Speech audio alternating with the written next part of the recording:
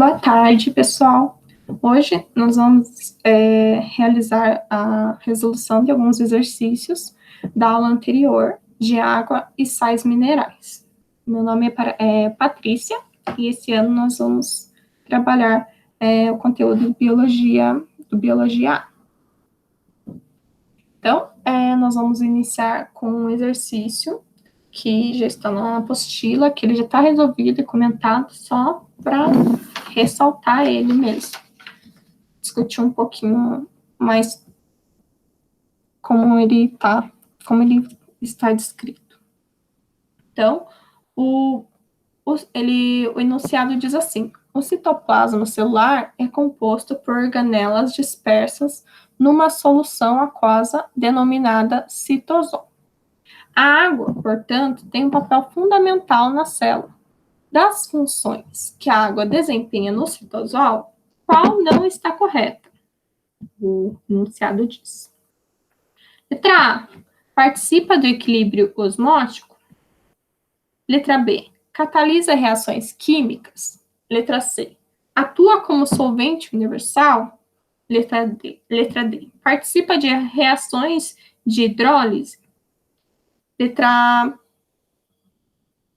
E. Participa do transporte de moléculas? Então, o que ele quer saber nesse enunciado? Primeiro, qual não está correta? A água, ela participa do equilíbrio osmótico, tanto que ela é responsável pelo transporte através da membrana impermeável, né? Essa questão, ela está com a comentada, né? Então, ela participa do equilíbrio osmótico, tanto que ela é responsável pelo transporte através da membrana semipermeável. A letra C, pulei a letra B. Atua como solvente universal. A água tem a capacidade de dissolver diferentes substâncias, tanto que ela é conhecida assim como solvente universal. E é muito importante para os sistemas biológicos. Letra D. Participa de reações de hidrólise. Então, a água, essa questão também está correta. Ela realiza a quebra de outras moléculas através da água.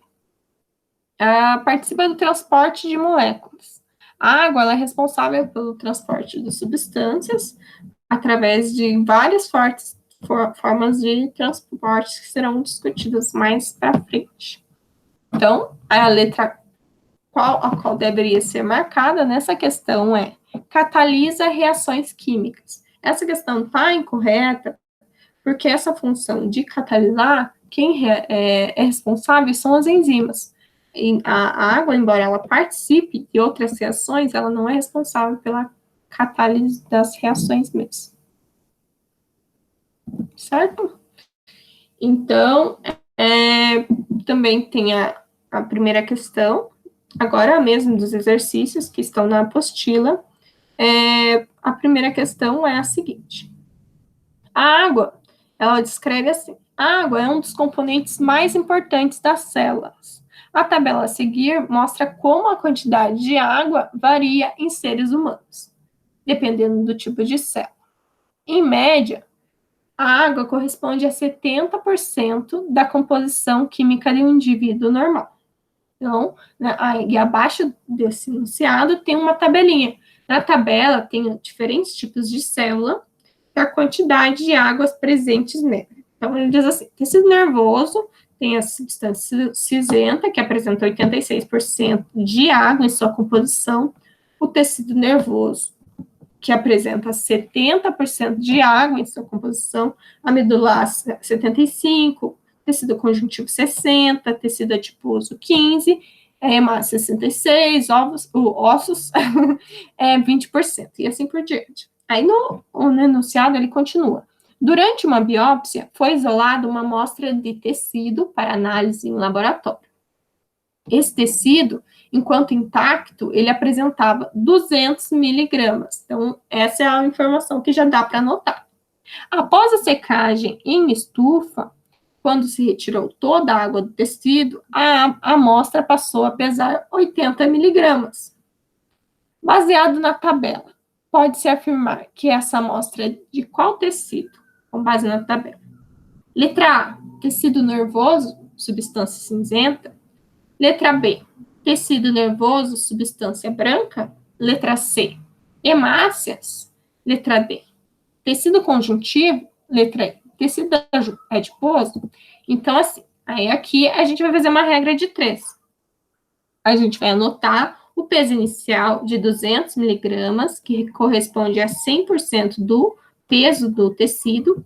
O peso final, que é 80 miligramas, que corresponde a não sei quanto do tecido.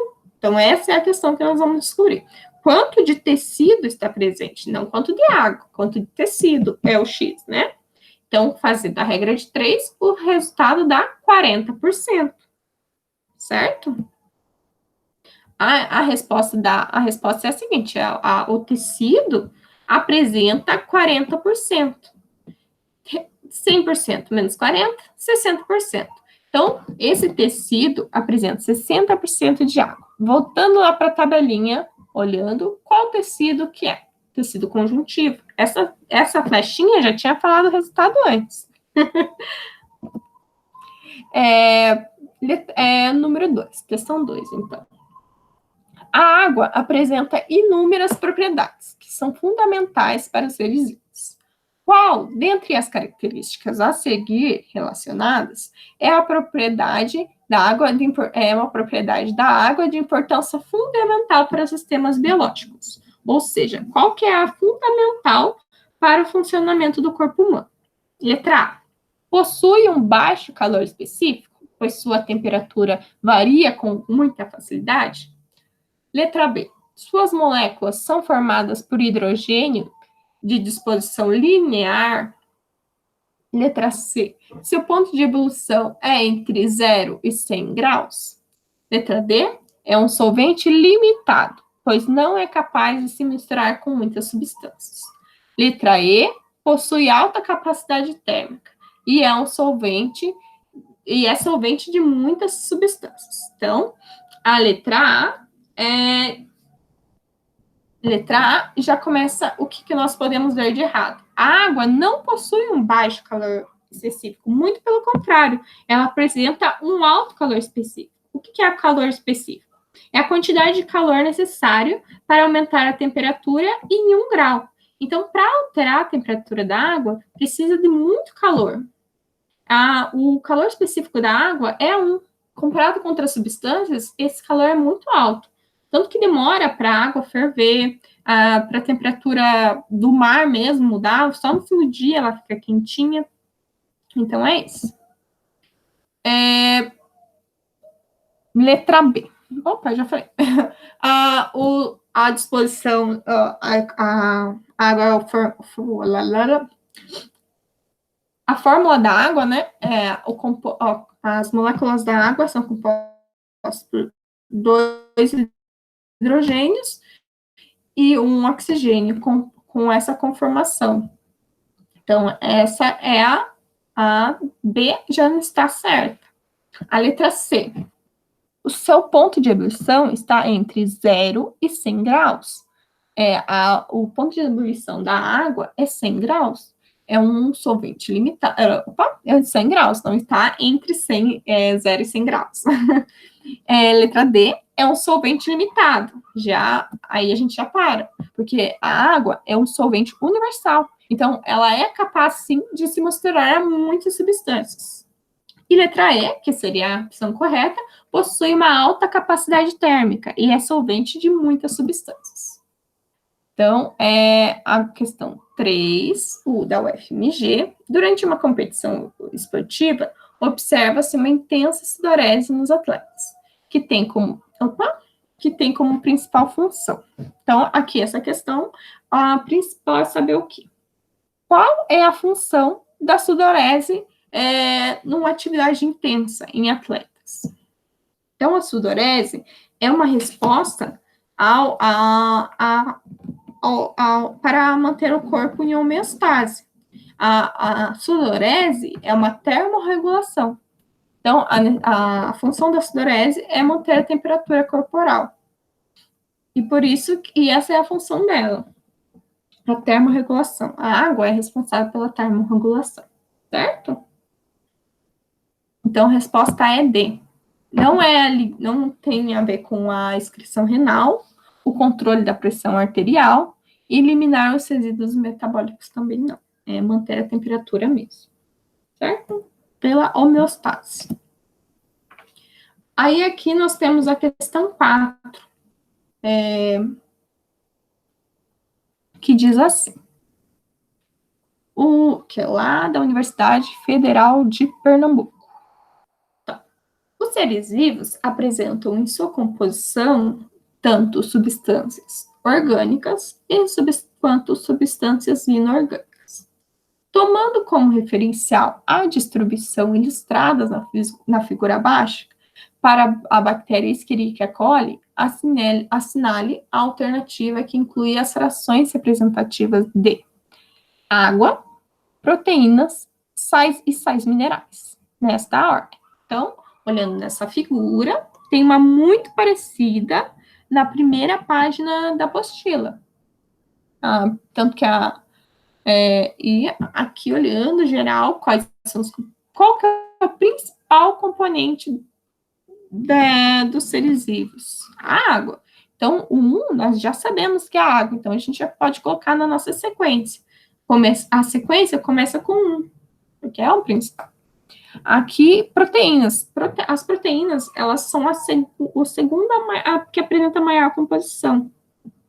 Aqui, em terceiro, são os ácidos nucleicos. Em DNA, RNA. Terceiro, já falei, ácidos nucleicos. Quarto, estão os carboidratos. Quinto, os lipídios. E sexto, os sais minerais. Então, nessa sequência, ele quer saber da água, das proteínas e dos sais minerais. Então, o número 1, nós já sabemos que é água. Então, 1 e 1. Proteínas, 2. Sais minerais. Aí, o que é a questão mais complicadinha, né? Aqui, sais minerais, que são o número 6, certo?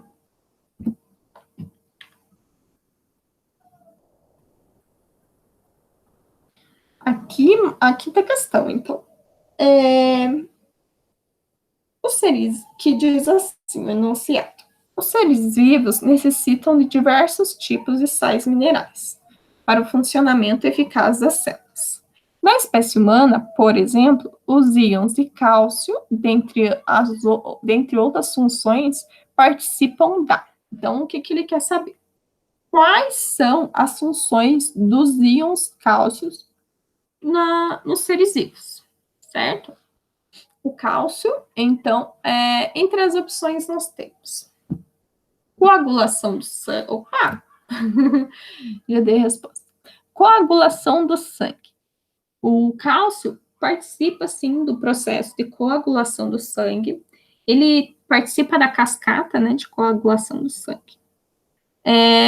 No entanto, nessa questão, a gente já tem da molécula dos ácidos nucleicos. Mas não, o cálcio não participa das moléculas de ácidos nucleicos. Quem são os principais componentes dos ácidos nucleicos são os fosfatos, certo? Fosfato, fósforo. Da contração muscular e da formação do ácido clorídrico. Não, essa questão também não está certa. A contração muscular, sim, ele participa ele é um mediador mediador não, ele faz a interrupção da contração muscular, de todo o processo de contração muscular, que envolve diferentes etapas, ele é um participante ativo. No entanto, ele não faz parte da formação do ácido clorídrico, né? O ácido clorídrico é o HCl. Então, aqui, essa questão está parcialmente correta.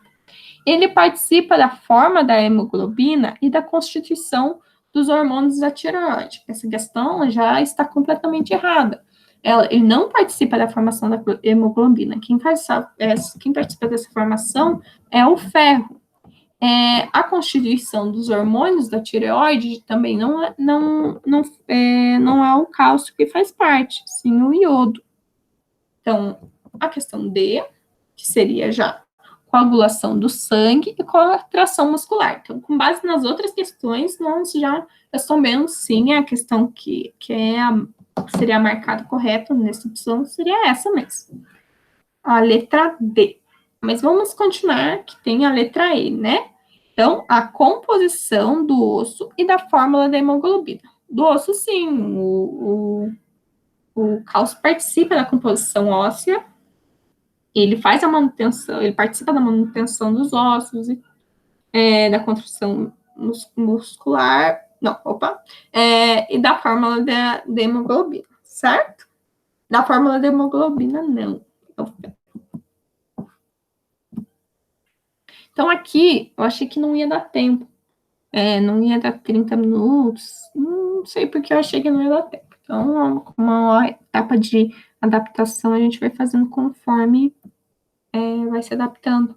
Eu escolhi mais 2 exercícios que eu achei que poderiam complementar.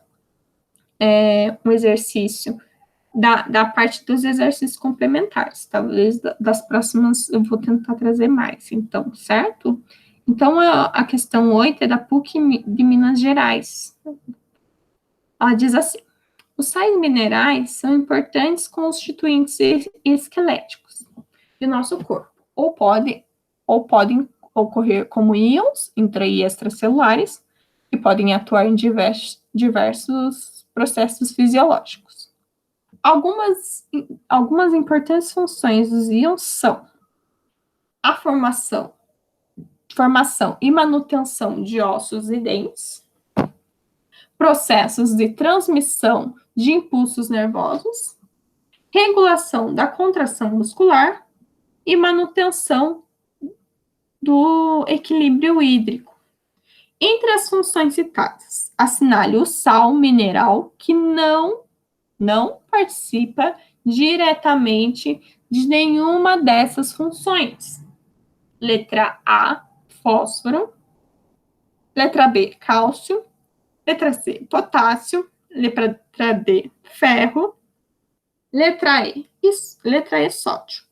Então, vamos voltar para a questão. Na primeira opção, nós temos a formação e manutenção dos ossos e dentes. Essa função, ela é desempenhada pelo cálcio e pelo fósforo. Então, ela já participa, 2 componentes descritos já participam, a letra A e a letra B. Então, essas já não podem ser marcadas.